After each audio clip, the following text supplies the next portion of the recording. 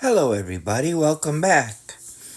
Okay, so I just put a little bit of water just down at the bottom there because I know that when I put the paint on that the water won't go past that line. Okay? So I'd like to talk a little bit about watercolors while I'm doing this painting here.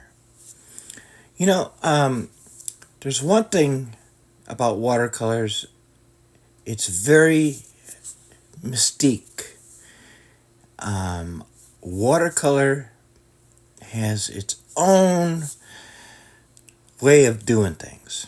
Okay, of course, you can go ahead and you can, do wash after wash after wash, obviously, right? But there's something very unique and magical when you're doing wet on wet with watercolors. Okay, so I put in some red, right? I let it drop down. Then I put in a little bit of gamboge. Okay, tapped it with a napkin. Now I'm putting in a little bit of Prussian blue here. So, getting to the watercolors. Think about it this way.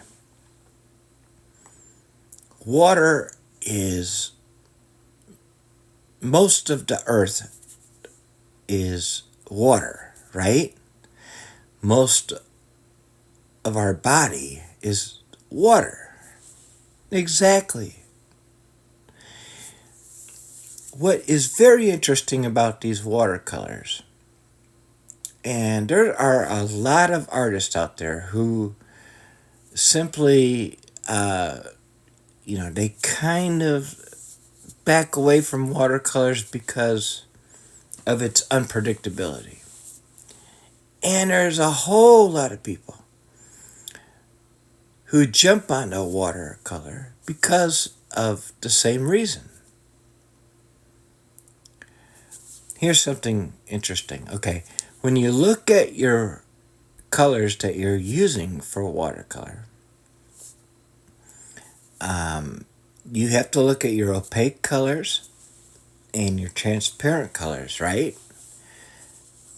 Now I'm using this with a limited palette. The interesting thing, and this is the palette here, to get my grays, I'm using Prussian blue, a little bit of red, and we're going to use a little bit touch of lemon yellow and gamboge. Just to get grays. Basically, the gray is your primary colors. So, and I'm using a Ron Ranson medium hake brush on a 9x12 watercolor paper, going up and down. So, here's the interesting thing about these watercolors, and I love it. Once, I don't know how many of you you can answer in the comments. How many of you who paint watercolor, usually when we're done painting, we kind of put our paintings down off to the side and such. How many of you have actually left your painting on an easel or whatever, and then only to come and find out that later on at nighttime, when the lighting changes, the whole watercolor painting changes. Some of the pigments are bright all of a sudden, and some of what you thought was bright is dark. If you've never thought about it or never, even seen it, give it a try, because This painting, this was done in mid-afternoon. It was fairly dark. Okay. However, this painting at night, for some reason, well, it's all about the pigment, takes on a whole different meaning at nighttime with the same lighting. The same lighting. Okay? It's something to think about. Okay, so here I used a burnt umber, a raw umber, Prussian blue, a little bit of cerulean blue in here. Now, this could have easily been, the awesome thing about watercolors. Okay, I started this out thinking, okay, yeah, I'd like to do maybe a winter scene, right? I'm thinking about winter. Okay, let's leave some of the paper white. Let's add a little white. Maybe not. Let's take our card, a little plastic card that we cut up. And so that's what I'm doing here. I'm putting in a little structure. Maybe a cabin, maybe a home. And we're going to put it right there. Somewhere in a hill area. And I'm going to take the same card and I'm going to run it up. And I'm going to move some of these colors, some of the pigment up while it's still fairly damp. You don't want to do it when it's too wet, right? And then I'm going to touch the base on these just so that, they're planted. And then I'm going to kind of sculpt the scene out. Now, some people say, okay, well, if you're using a card, that's not really painting. I disagree. Absolutely disagree. If you're moving the paint, you're painting, right? To the naysayers out there, well, art is art. It's very subjective. Very subjective. So, I don't want to hear any of that stuff. To me, everything is about positivity. So fast forward here. Just kind of testing the grounds here. What was going to be a winter painting is going to end up being more of a fall painting, kind of abstract. Okay, so I'm not using any green, but I'm getting the greens from the blue and the yellow ochre here, right? There was no drying time in this.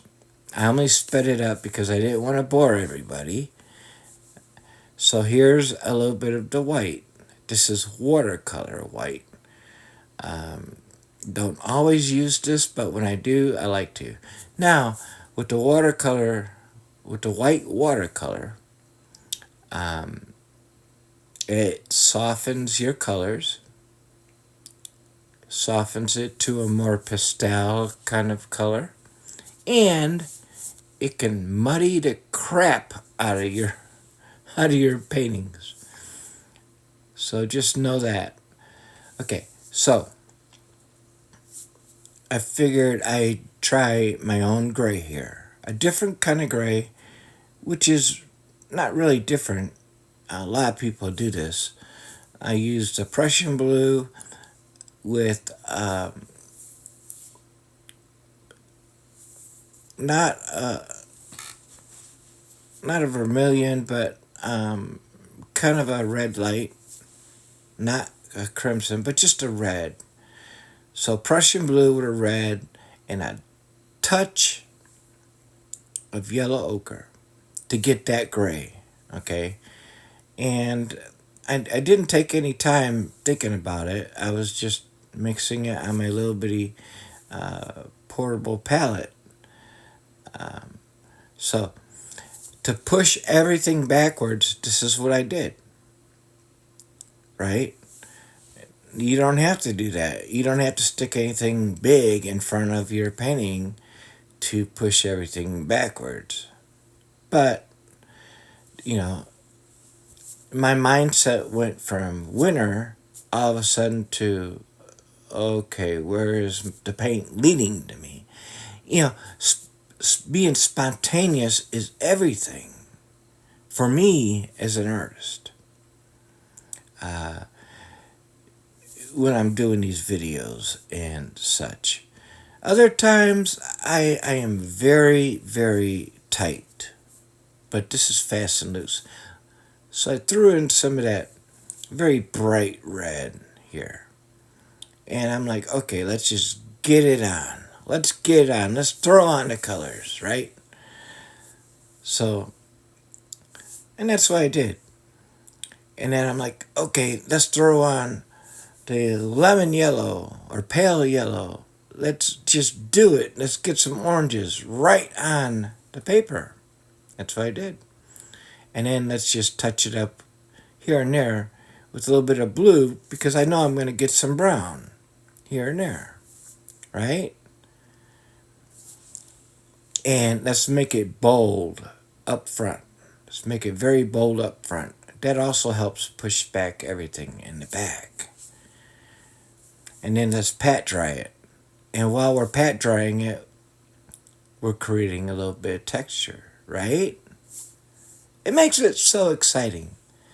And then let's just take a little bit more of that grayish color that I have, and let's just kind of put a little bit more of a kind of a hilly area going back there. But and then a little bit of white. If you do watercolors and you never noticed it, put some of your watercolors under a light at nighttime. Put it under like a soft light.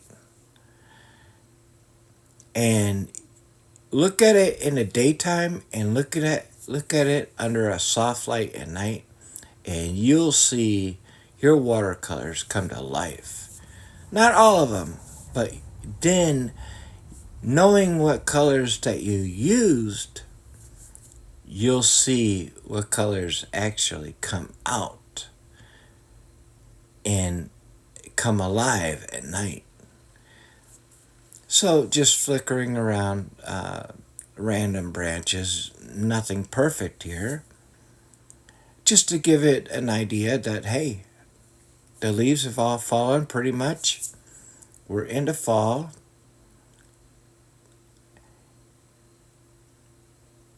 And we'll add a few birds and a little bit more texture here with the card. Spots here and there.